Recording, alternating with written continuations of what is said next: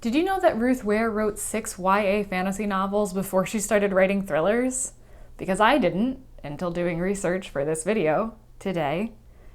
But it was under a different name. So her real name is Ruth Warburton. And then when she started writing thrillers, she started writing under Ruth Ware. So I'm still going to count the title of this video as entirely accurate and completely true. I will be talking about all of Ruth Ware's novels.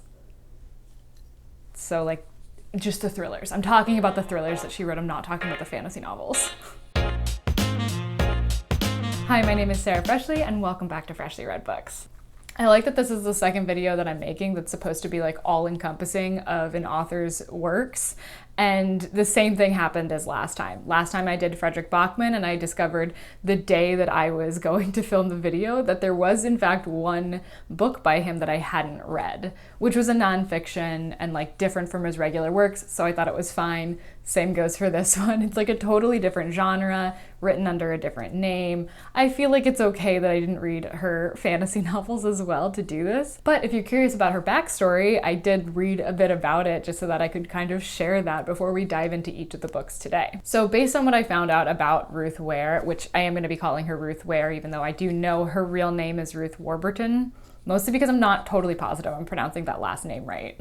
But anyways, it seems like she was always really into reading and English. She got an English degree in school, and she was working as a bookseller as well as a publicist before she ever published any of her own books. Writing has always been kind of like a hobby for her, but it wasn't until she had children that she realized that in order to be able to spend time doing writing, which she loved to do, she was going to have to make a career out of it. So she attempted to publish her first book, which I'm assuming is the YA novel, but it doesn't say specifically, you know, if she had any like failures trying to get a book published before she had successes with the books that are published. So I'm not too sure about that or that timeline, but she ends up getting books published under her name, Ruth Warburton. Hopefully that's the right pronunciation. Also, any of the information that I reference here will be included in the description, like the links to the articles and stuff that I read about this. Ruth Ware's website herself, like she's obviously got information there. So any of that information, if you want to check it out, that'll be in the description. So between 2012 and 2014, Ruth Ware both wrote an entire YA fantasy trilogy and also a 2-book series, and both of them were focused on witches, which I think all of them had witch in the title, actually. And then the trilogy was like the Winter Witches trilogy or something like that. And then in reading an interview I found that she had done after publishing her first thriller, she was talking about how she didn't really consciously make the decision that she was going to start writing thrillers and like just totally not write YA fantasy anymore. But it was instead she had an idea for a novel which ended up becoming In a Dark, Dark Wood, and decided that she wanted to write it, but it should be an adult book, that she didn't want to write it as a YA. And then once it came time to publish the book, her publishers were saying, well, maybe it's best that you do it under a different name. That way you don't have your younger audience picking up In a Dark, Dark Wood and expecting it to be like your other books. And of course, we know that after that, she continued to write only thrillers, and she has said that she does kind of miss writing YA fantasy, and so I wouldn't be too surprised if at one point she did publish another book under that name. But at this point, we've got 6 thrillers, one coming out every year since she started writing thrillers. So I think it's pretty safe to say that she does enjoy writing this genre. So before we get into anything else, I want to talk about her writing style as a whole, because while I think she develops over time as an author, as like most authors, when you read a lot of their books, especially in the order that they publish them, you can kind of get that feel. But there are certain things that she tends to come back to, or that come up a lot in her books, that I wanted to talk about. And firstly, I feel like I have to mention, because everybody else does, that she is often compared to Agatha Christie. Everybody calls her like the modern Agatha Christie. Seriously, if I were her, I'd get so tired of these questions, because I went through and read and watched a lot of interviews with her, and everybody asked that question. I would be so sick of it if I were her. But I also totally understand the comparison. Reading some of Agatha Christie's works, especially her more popular works, it's clear to see that she really enjoys writing like in enclosed spaces where the characters that are in the story can't get out or escape easily, and that it's typically a closed cast of characters, and then there were none. Her, I would say, most famous book is like that to a T, as well as Murder on the Orient Express, which I think is also probably like the second most famous. I don't know if that's because they just came out with a new movie about it. That was like 3 or 4 years ago, wasn't it? It feels recent, but maybe it was not super recent. And of these two things, Ruth Ware tends to do them as well, that closed cast of character and being like in this enclosed space where you can't get out easily. Now, Ruth Ware herself, when asked about this, tends to just say that it wasn't like an intentional thing for her. Like, she didn't set out trying to be the new Agatha Christie, which I think makes sense. I don't think many people set out trying to be the new version of another person.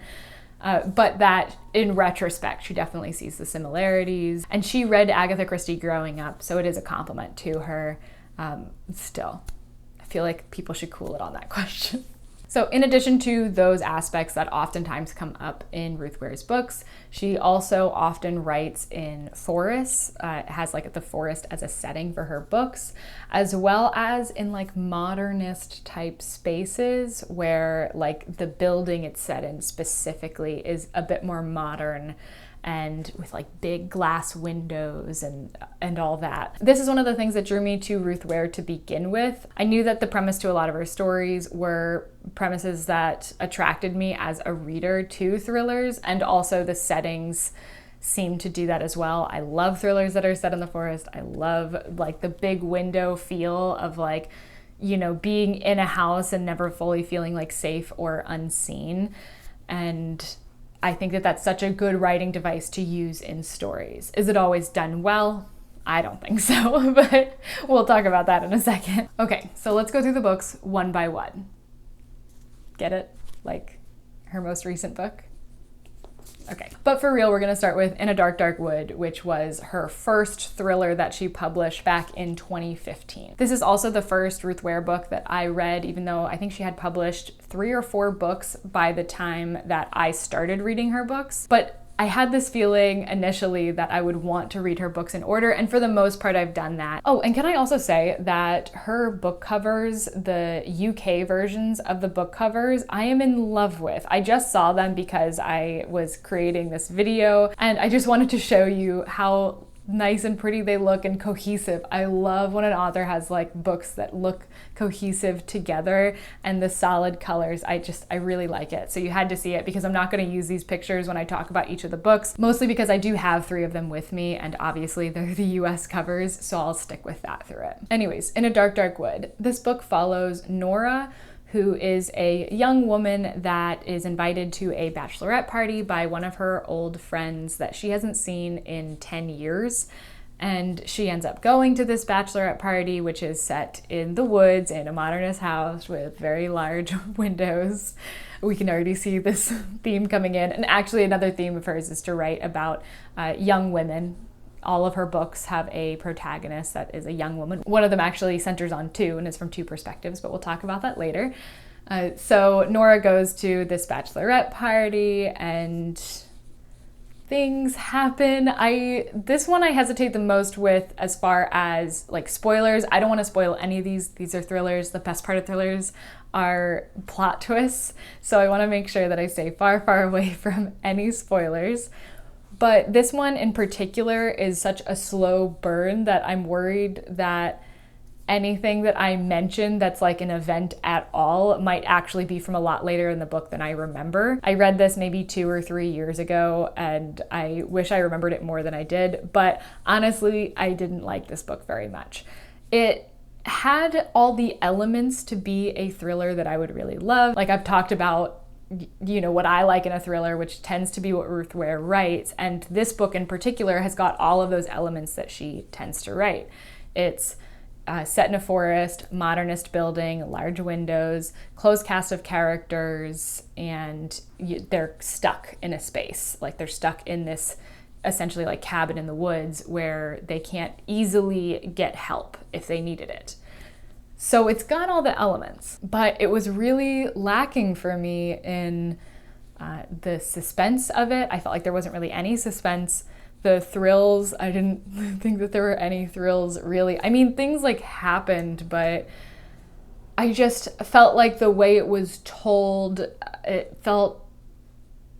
just felt like it could have been executed better, and also that it just could have had a better storyline in general, which like might just be me, because I know that In a Dark, Dark Wood won awards. It was also a bestseller in the US and the UK. So maybe this one's on me, but I really didn't enjoy the book that much. I was actually on a trip in New York when I read it, and my friend that was on the trip with me happened to be reading it as well, and she had similar feelings to me. Very slow, not really thrilling at all. And I felt like that was sad, because it's such a good atmosphere, and I felt like there wasn't really any build off of it at all. But nevertheless, I still felt like I needed to read more from Ruth Ware. And later, when The Woman in Cabin 10, her second book that came out in 2016, her second thriller that came out in 2016, I keep forgetting that these aren't her only books. But her second thriller to come out was A Woman in Cabin 10 in 2016, and this was chosen to be my book club, one of my book club's books. And so I read it for that, got to talk to them about it, and the general consensus was that we all enjoyed it. It was a fun thriller. This one follows Lo, who is a travel journalist. Yeah, she gets to go on this like press launch of this luxury boutique cruise ship. So it's like a very small cruise ship with, I think, only 10 cabins total for guests anyway. And obviously there's like staff as well, but this is going through the Norwegian fjords, and she believes on her first night that she saw somebody get thrown overboard.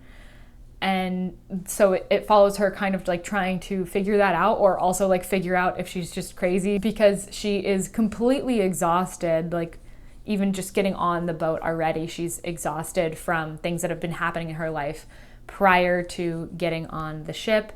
And also she had been drinking quite a bit that night. So it's one of those where she doesn't even know if she can trust herself, let alone that she can talk to other people and get them to trust that she has seen this thing happen. So yeah, and then you get to learn more about the other characters that are on the ship as well. And I think that this book was really well done. Like, it had that atmosphere of everybody being, stuck on this ship, and you felt that more, I think, in this one than you did in A Dark, Dark Wood. Like, it told you that it would be tough to like get help of any kind, or like that it's more secluded. Maybe it's because The Woman in Cabin 10 is set on a boat that it just feels more secluded just because of that fact. But I think that overall there's just like more of a heightened sense of danger on the boat in The Woman in Cabin 10 as opposed to in A Dark, Dark Wood.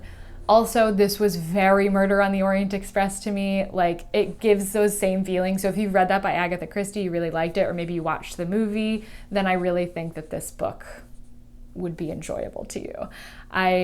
I really liked it. It was just like, it was a fun like thriller mystery. It was enjoyable all the way through. Next we have The Lying Game, which came out in 2017. So for this one, our protagonist is Issa, who gets a text message from an old school friend and immediately drops everything to go to her, bringing along her baby daughter. And her friend lives very close to the school, the boarding school that they went to together, along with 2 other friends who are coming as well. So I think there's 4 of them total, if I remember correctly. There's a lot of mystery surrounding why the girls ended up leaving the boarding school like halfway through a semester or something like that. And it seems to have kind of followed them to this day. That's why they're reconvening, is something relating to that.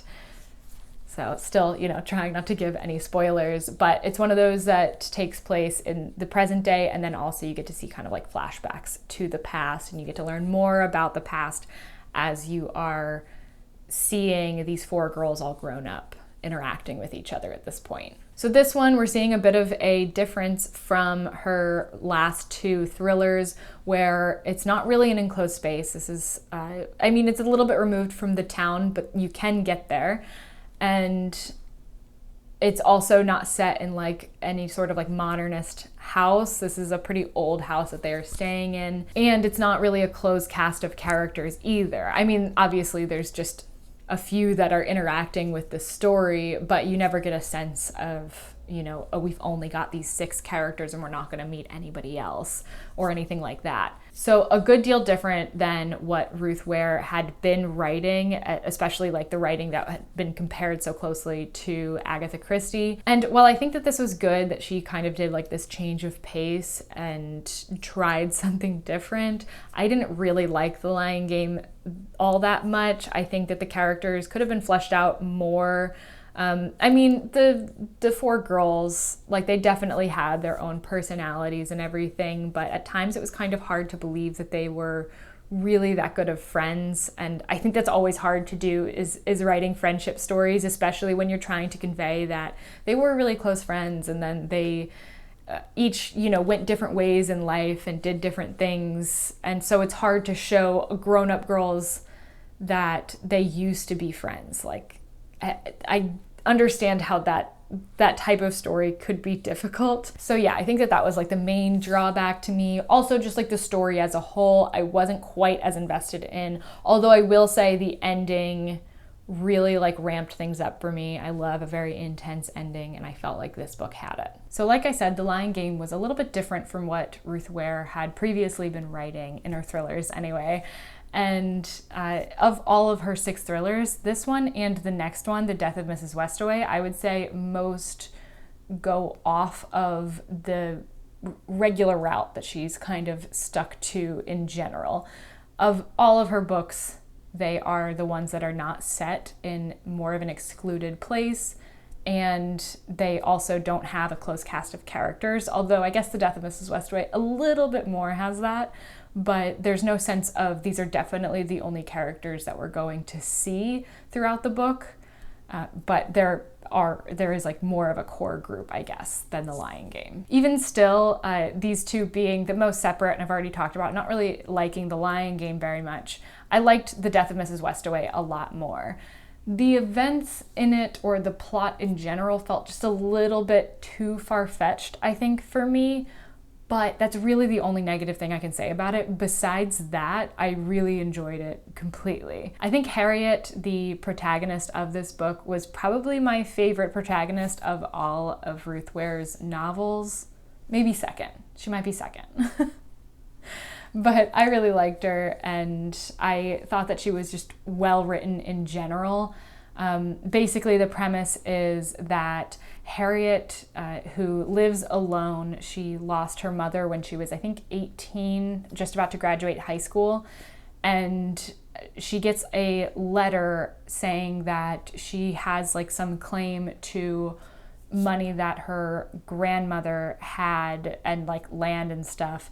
Her grandmother has passed away, and she's thinking like, oh, that can't be right. My grandmother already passed away. So I don't know who this is, but like there's some similarities there, and she's in like a really desperate situation. So she ends up trying to go anyways. And the story is kind of just her trying to figure out what's going on in general, what relationship she has to this family, if any.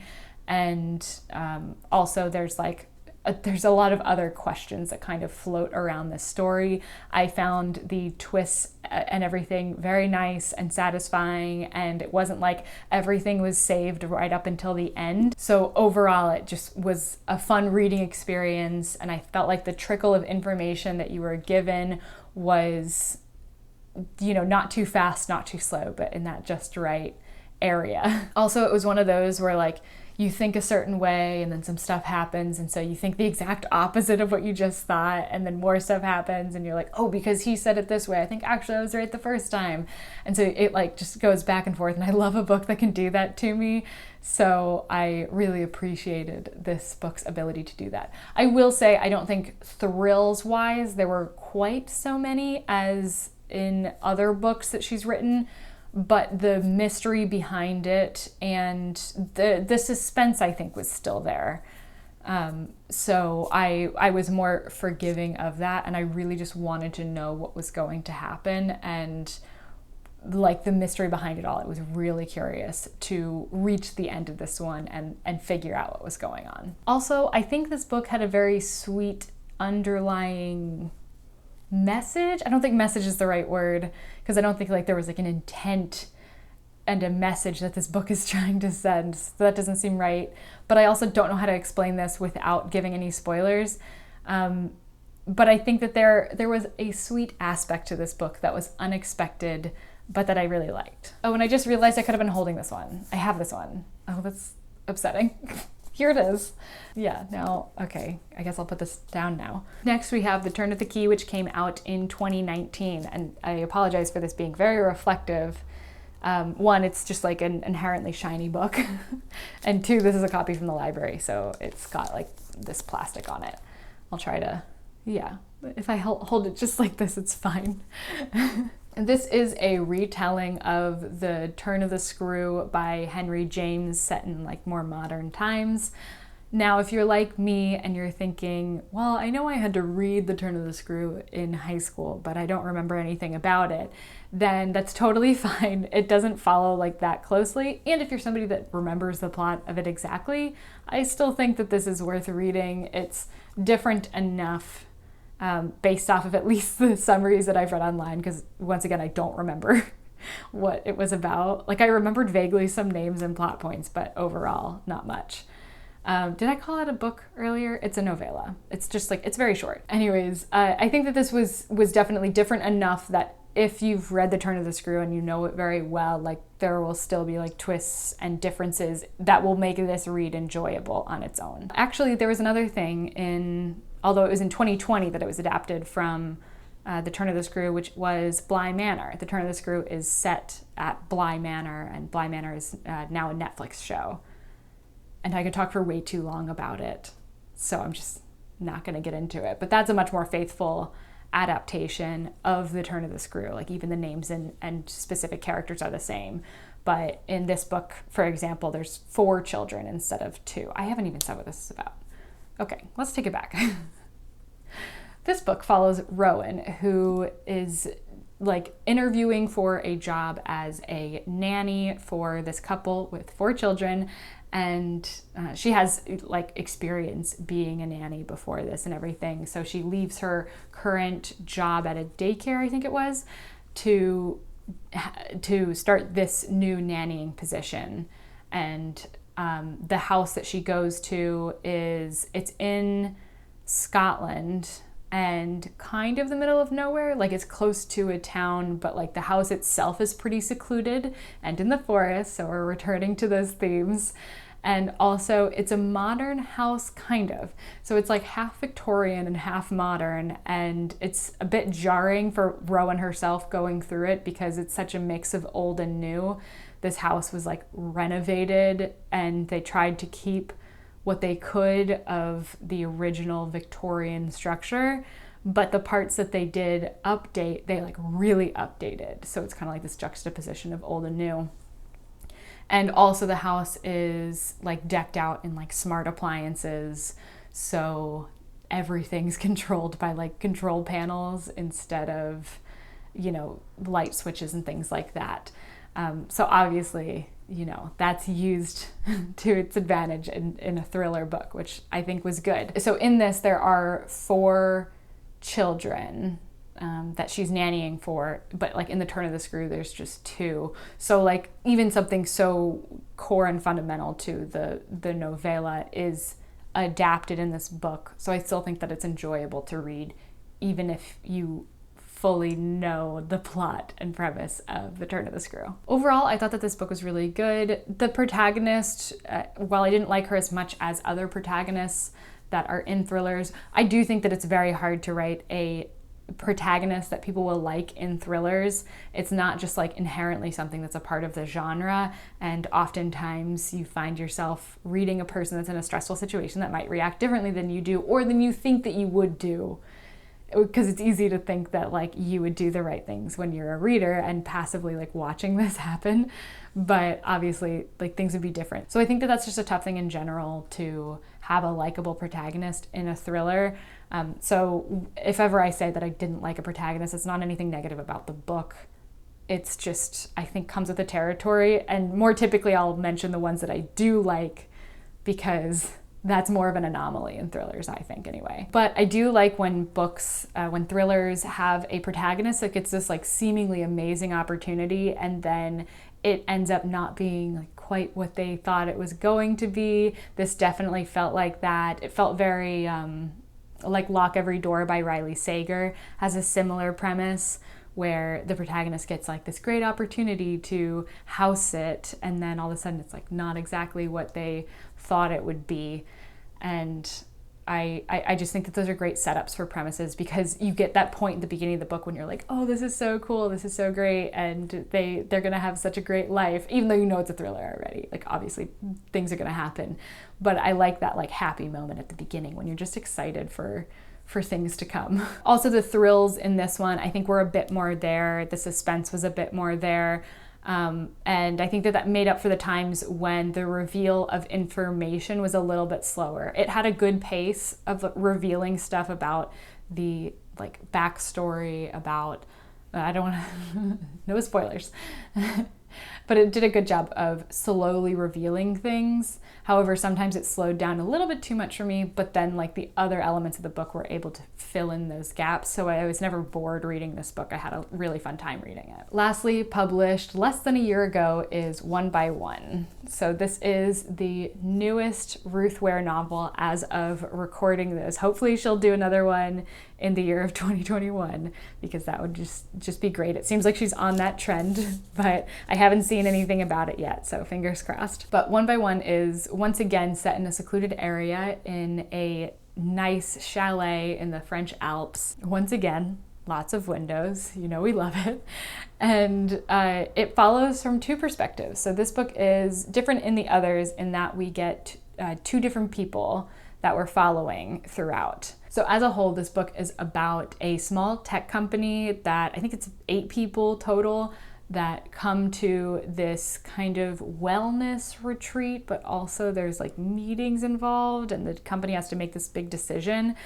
But that's why they're at the chalet, is part like something good for the company and the employees of the company, and part we've got a really big decision to make. So Liz is one of the perspectives we get. She used to work for the company, but now is here just to take part in this meeting, in this decision-making process, because she's got a couple shares in the company, so she needs to be there for that. And then the other point of view that we get is from Erin, who works at the chalet, and she kind of organizes everything and also cleans. There's like 2 people that work at the chalet, the chef and Erin, and also she's really good at skiing, I think she does. I don't think she does snowboarding. I'm pretty sure it's skiing.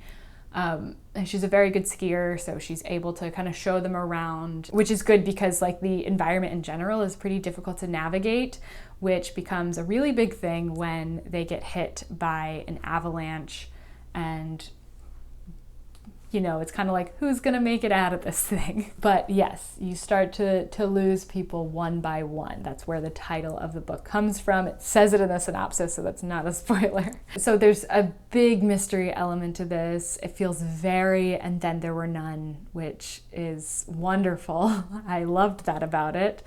And I liked that there was also an aspect of environmental survival added into it. I think this is the first one really of Ruth Ware's books that adds that into it. I feel like it's this whole other aspect that is sometimes utilized in thrillers and that I really like. Not only are they worried about each other, but they're worried about how safe they are in this environment, especially after, you know, the avalanche hits them. So overall, I really like this book. I really liked Erin's perspective in particular. I think Liz does add a unique perspective, but Erin I found super likable and relatable.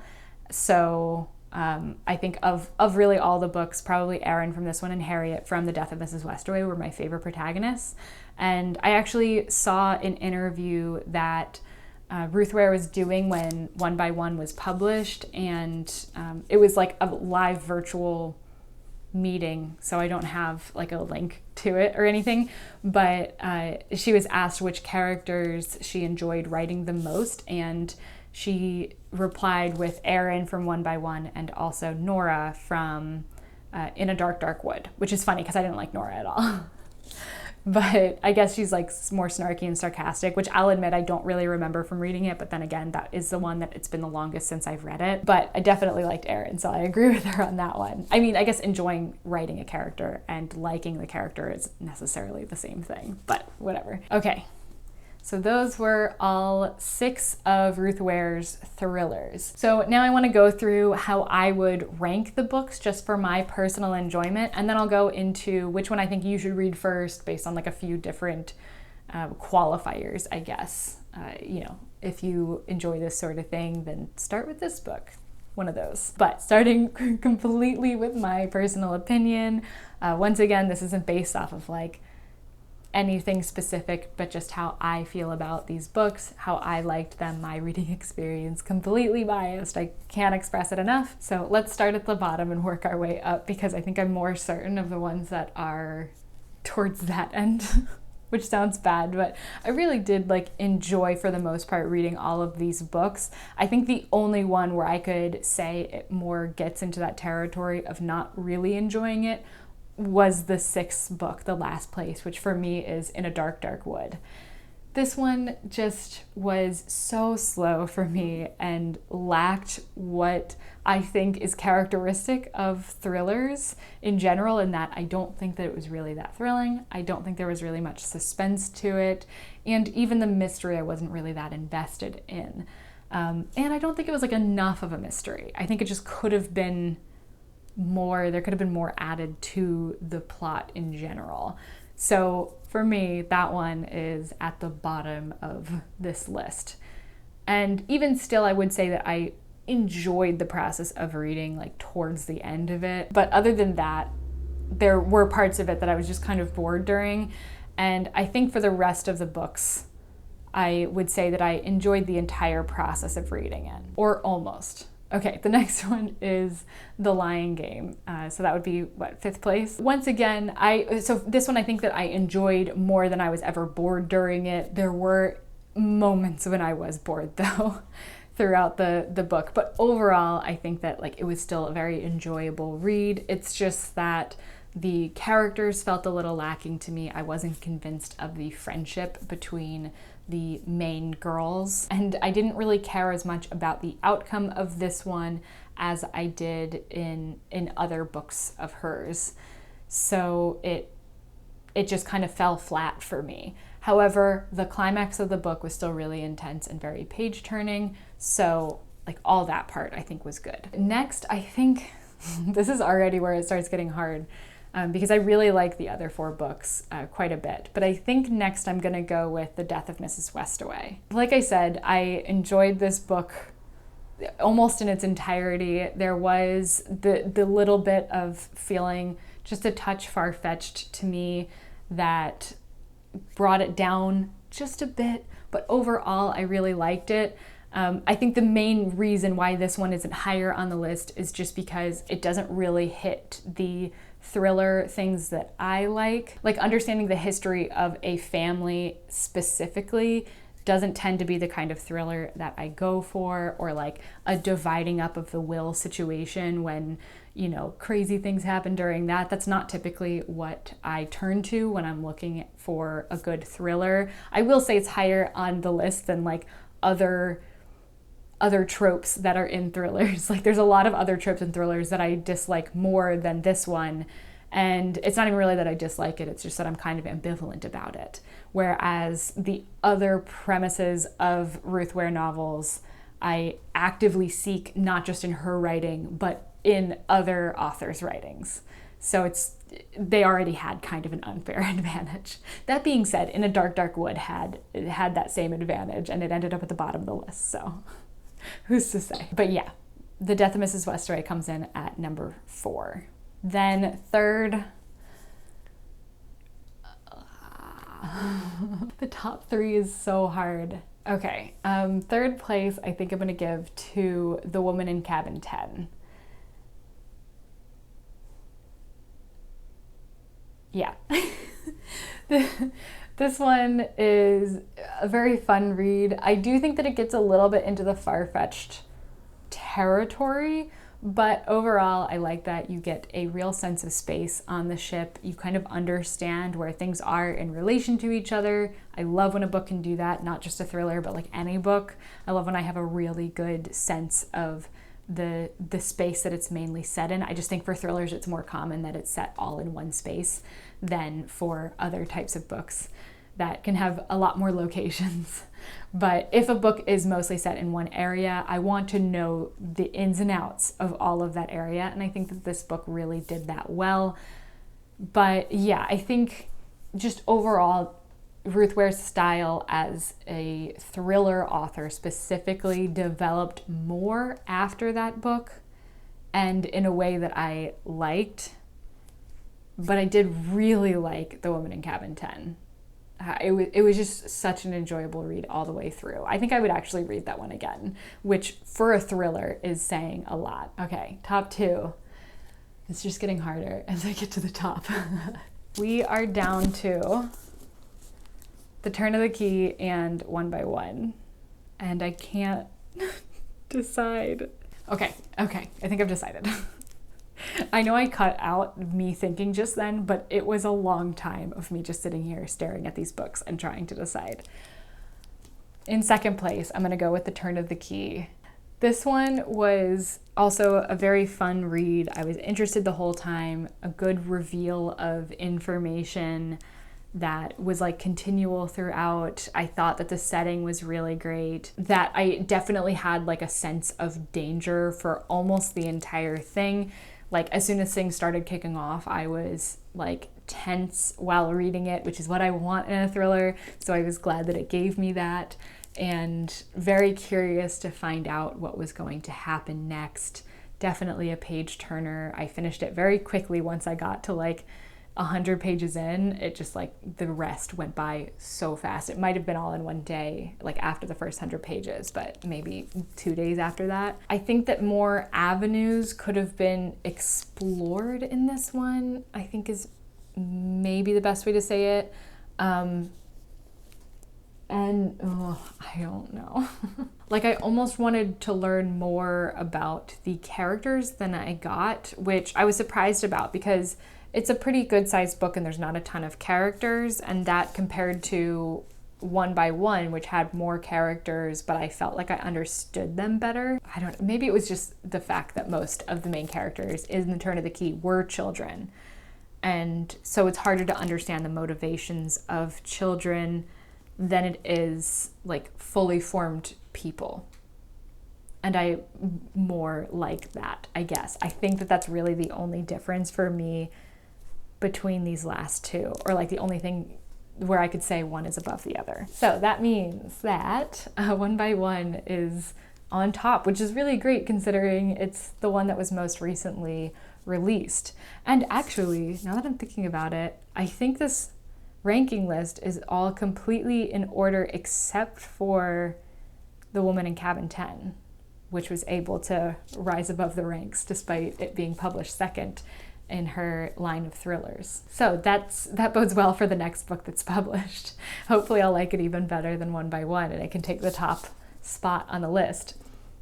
But I think where One by One really stands out is that it like hits on the notes that Ruth Ware is so good at writing.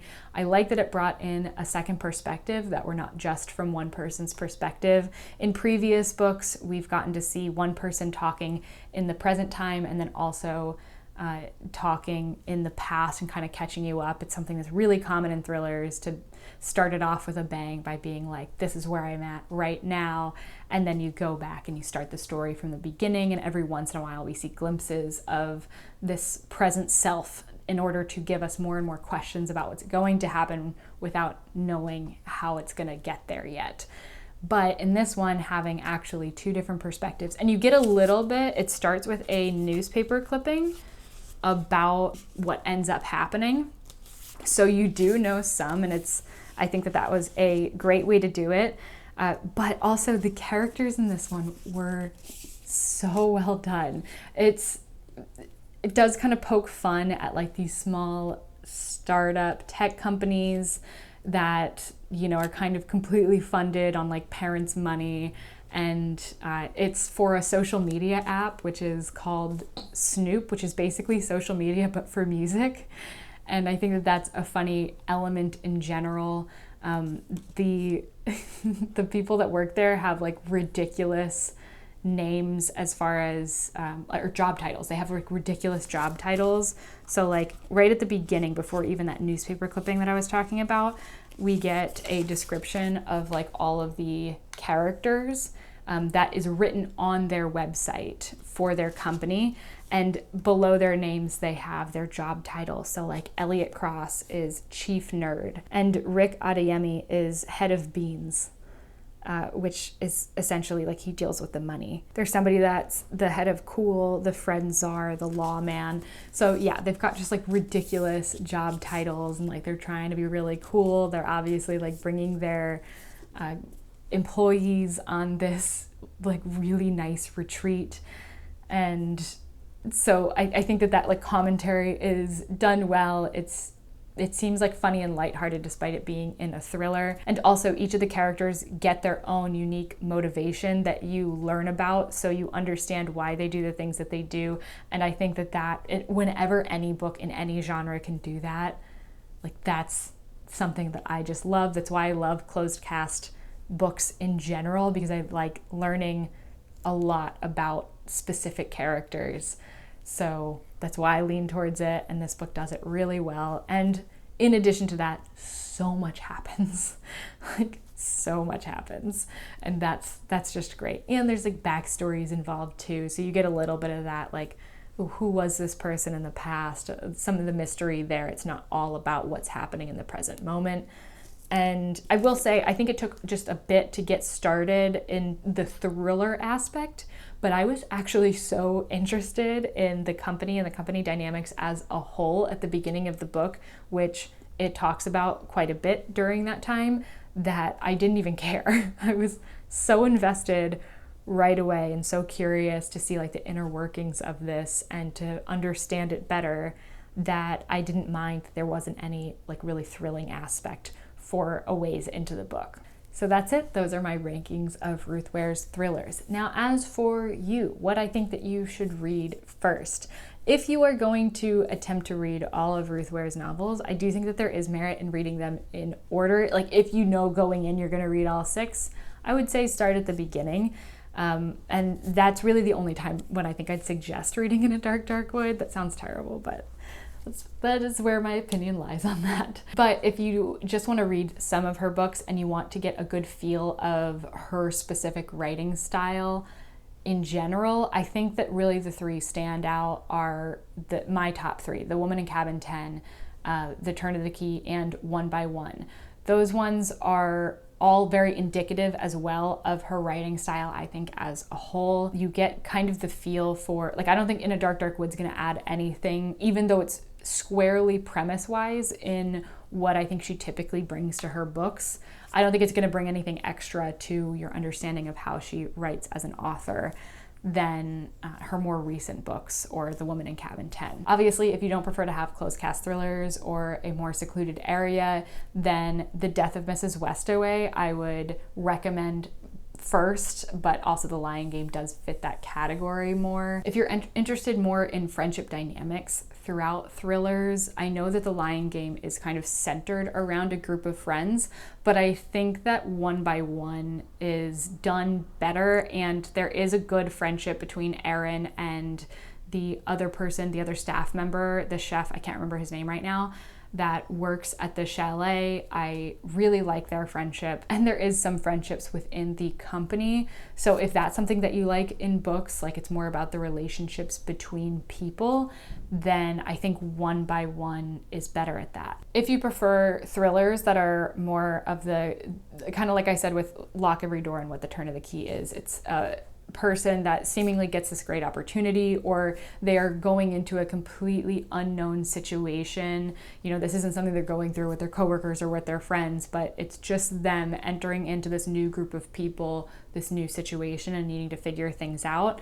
Then obviously The Turn of the Key is definitely an example of that, but also The Death of Mrs. Westaway and The Woman in Cabin 10. they all have that element of being completely with new people and learning about these people for the first time. And lastly, if you've heard about Ruth Ware because you heard that she writes very similarly to Agatha Christie, or like she's this modern day Agatha Christie, and you just love Agatha Christie, so you want to read Ruth Ware, then I would recommend starting at The Woman in Cabin 10. I think it's the most Agatha Christie feeling out of all of her books. Like I said, it feels very Murder on the Orient Express, which I really like about it. And I think that there is a little bit of the, I don't know how to say this.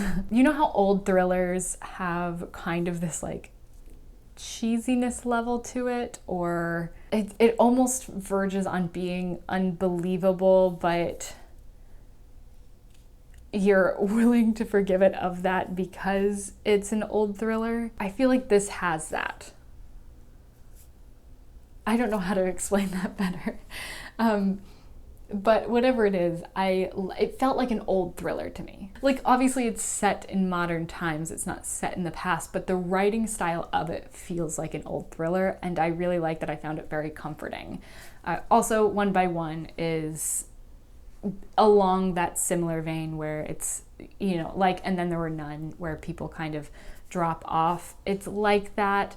But I think that the comparison between Agatha Christie and One by One is a lot further apart than The Woman in Cabin 10 and Agatha Christie. So yeah, I would say the most Agatha Christie feeling book that Ruth Ware's written, that Ruth Ware has, oh my gosh, this is really hard to say, that Ruth Ware has written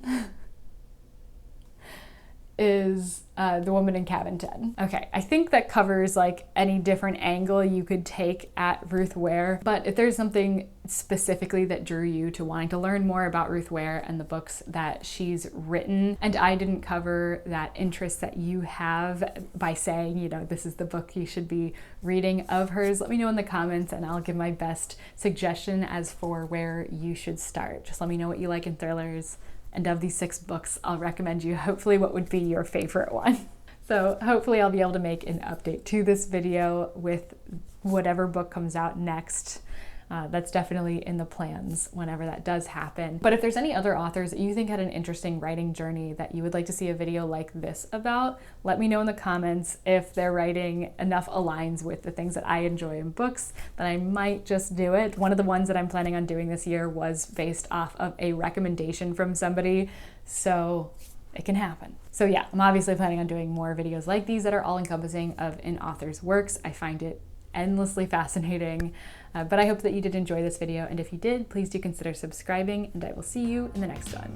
Bye!